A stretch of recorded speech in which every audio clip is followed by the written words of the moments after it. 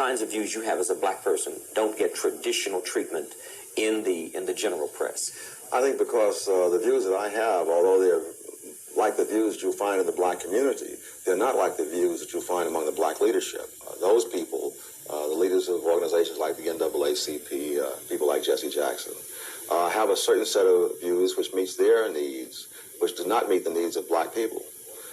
And the media have gotten used to turning to those people automatically when they want to know what do the blacks think.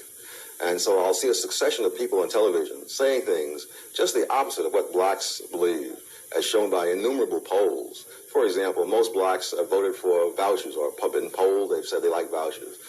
They've said that they don't like having their kids bused. They say that they want tighter, stronger control of crime because they're among the chief victims of crime, particularly murder.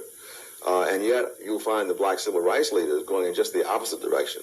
They want to loosen crime control. They want to make it harder to convict people, easier for people to get loose. And in doing that, they're really following the lead of the white liberals rather than the actual sentiment in the black community. What would Sterling Allen Brown want to say to Al Sharpton and the protesters in Ferguson today? What would you say to them, to Al Sharpton and... Well, I'm sure it couldn't be repeated on television, but I would say nothing, actually. Why is that? I am sure that Jesse Jackson makes 10 times as much money a year as I do, and I don't think I should take on the project of convincing somebody to reduce his income by 90%. All right. Is Jesse Jackson good for African Americans or not? He's not. Good for himself. Good for himself. And that's true of most ethnic leaders in most groups, in most countries, in most periods of history. That what will serve his interest is to keep people paranoid, dependent upon him, dependent upon government. What will serve their interest is typically just the opposite. That's pretty interesting. So you're saying that the leaders, whatever group, leader, wants the people to be poor and dependent on them as opposed to dependent on themselves. Oh, absolutely. And you see this in the greatest cynicism in the academic world, where in many places, black organizations on campus have a say on who gets admitted. And they have turned down blacks with excellent credentials, both as students and as faculty members, for that very reason.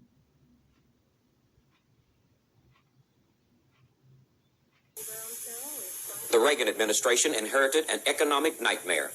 Record interest rates, a stagnant or declining real GNP growth, a hemorrhaging budget locked into vast and ever-growing deficits that have made double-digit inflation a way of life and $2 a gallon gasoline a distinct possibility.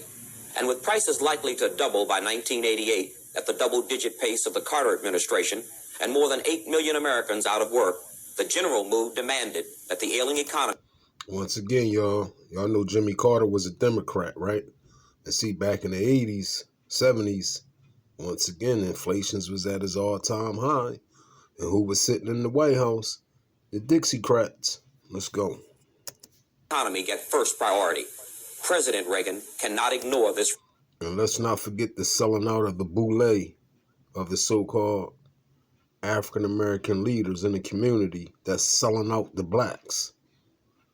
Y'all got to wake up. Y'all got to wake up. Reverend Jesse Jackson, Al Sharpton is here to sell y'all out and keep y'all in mass confusion. And that's a fact, not fiction. This reality. But as he slashes away at boondoggles and curb spending, can he do so without hurting services to the people, the poor and those on fixed incomes in particular? This challenge will be further intensified by lingering doubts about Ronald Reagan that many blacks inherited from the presidential campaign, in which Jimmy Carter and his black surrogates warned against putting a warmongering racist in the White House. Although Carter modified his initially harsh statements that Reagan would divide blacks from whites, Jews and Christians, and North and South, and disassociated himself from Andrew Young's charge that a Reagan victory would be interpreted as a signal to, quote, kill, the damage was done. The fact is that President Reagan has inherited a nasty relationship with the nation's blacks. The result is a hair-trigger race psychology, poised to respond in unfavorable ways to the slightest hint of racist policies. This climate of what's now referred to black hysteria, the fact that the black community is just immobilized out of a fear that Ronald Reagan's administration is, quote, going to snatch the great gains of the 60s and set black people back. Do you share that point of view? I think that the people who are saying that may lose some of the gains that they have made in terms of federal grants that support their six-figure salaries.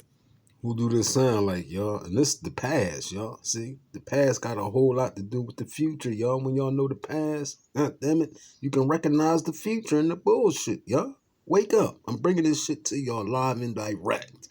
And you're only going to get it over here on the City of Chester News TV. All right? I find no hysteria in the black community about it. I know of no reason for the hysteria. The man, after all, is not a newcomer to politics. He was governor for 8 years of one of the most multiracial, multi-ethnic states in the country. And if anything faintly resembling this had happened, he would never have been reelected. What is your reaction to what came to be known as black hysteria? Well, I think one thing, it's of course totally at odds with Ronald Reagan's record prior to becoming president.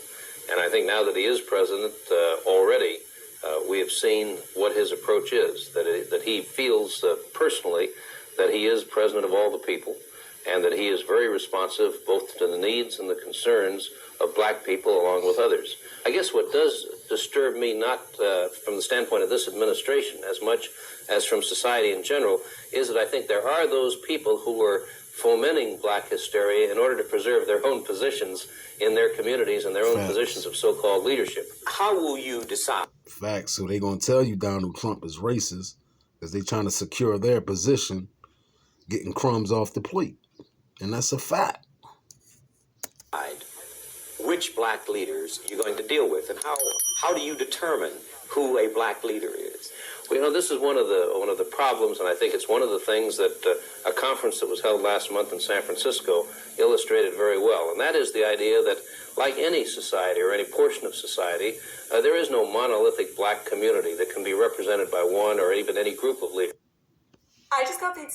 We're talking about Ronald Reagan really talking to black people, leaders in the black community certainly, but no one of them or even any group of them being able to speak for black people as a whole. And I think that's one of the things he recognizes very clearly.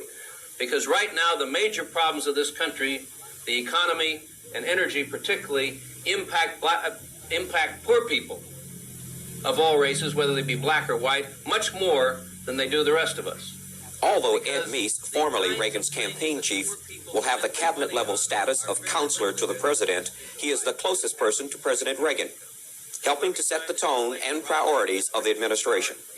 During the transition period, he was, in effect, Reagan's public substitute, when, as the joke goes, the 6 most repeated words in Washington were, "I just talked with Ed Meese." And then there are specific problems in which the black community has a special stake. And I agree, as was mentioned earlier, that we have to make sure that there is financial support for the black colleges, and we have to make sure that the zealous demons of the Department of Education are not doing things in the... You know, there's nothing worse than a person who goes out to do good works to you. And we want to make sure that the Department of Education, in their zeal to carry out all their regulatory powers and find a few more to tack on to justify their existence, where there's very little justification, that they don't get involved in trying to undo what has built up as a great tradition of black colleges over the years. Rather than just taking the traditional pattern, the old kind of thinking that's saying, no, if we have vouchers or if we have this change or that change, blacks are somehow going to suffer. Instead, there are some enlightened leaders, Tom Sowell for one, Walter Williams and others, who say, look, blacks can be on the cutting edge of new ideas. We can be the ones who are proposing new ideas that will help the entire population but will also help blacks. One of our dear friends, Tom Sowell. This is really an historic opportunity. The economic and social advancement of blacks in this country is still a great unfinished task. The methods and approaches for dealing with this task have become familiar over the past few years, and they demand re-examination for at least 2 reasons. First is the effectiveness of these approaches has been ever more seriously questioned in recent years. There's growing factual evidence of counterproductive results from noble intentions. Some of that factual evidence will be presented here tomorrow. In addition, numerous political trends in recent years indicate declining voter and taxpayer support for these approaches, to which some of the older and more conventional black spokesmen, in quotes, remain committed. The events of November 4th were only the most dramatic example of this. They were not the only example. What are some of the pluses and minuses of our present situation? On the plus side, a dramatic economic rise of blacks during the 1960s, but which has slowed, in some cases stopped, in the 1970s. Many social problems are worsening. Continued disintegration of families, rising numbers of broken homes, 1/3 of all black homes now. A skyrocketing unemployment rate among black youths, 5 times as high in the late 1970s as in the late 1940s. Runaway crime rates, of which blacks are the chief victims. There are more blacks murdered every year than whites in absolute numbers. There's also a threat of a permanent underclass whose problems seem immune to prosperity, to equal opportunity, or to the advancement experienced by other blacks. We can see on the horizon the rise of racist groups such as the Nazis, the KKK, not only among the benighted, ignorant, but in places where you would never expect such groups, where they never had a foothold before. We can at least ask whether or to what extent the policies of our times have contributed to these problems of our time. Looking ahead to the future, one of the things that we need to focus on are facts about results, not rhetoric about intentions.